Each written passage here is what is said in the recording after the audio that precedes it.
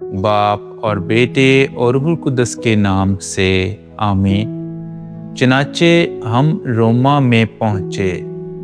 مقدس رسولوں پطرس اور پولوس کے باسیلکوں کی تقدیس کے موقع پر ہمارے لیے آج کی تلاوت رسولوں کے اعمال، اس کا 28واں باب اور اس کی 11ویں آیت سے 16ویں آیت اور پھر 30ویں اور 31ویں آیت۔ اور 3 مہینے کے بعد ہم ایک اسکندری جہاز پر روانہ ہوئے جو جاڑے بھر اس جزیرہ میں رہا تھا اور جس کا نشان جوزا تھا۔ اور جب ہم سیراکوسا میں پہنچے تو وہاں 3 دن رہے اور وہاں سے گھوم کر راجیون میں آئے۔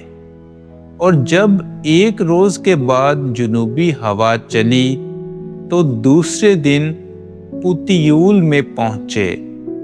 وہاں ہم بھائیوں کو پا کر ان کی منت سے 7 دن ان کے پاس رہے اور اسی طرح ہم روما تک پہنچے۔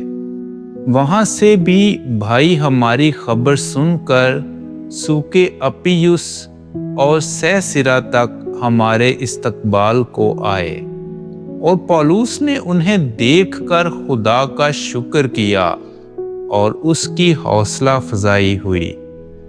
جب ہم روما میں پہنچے تو پولوس کو اجازت ہوئی کہ اپنے نگران سپاہی کے ساتھ اکیلا رہے، اور پولوس پورے 2 برس اپنے کرایہ کے گھر میں رہا اور ان سب سے ملتا رہا جو اس کے پاس آتے تھے، اور کمال دلیری سے بغیر روک ٹوک کے خدا کی بادشاہی کی منادی کرتا اور خداوند یسوع مسیح سے متعلقہ باتوں کی تعلیم دیتا رہا۔ پاک کلام کے پڑھے اور سنے جانے پر خدا کی برکت ہو۔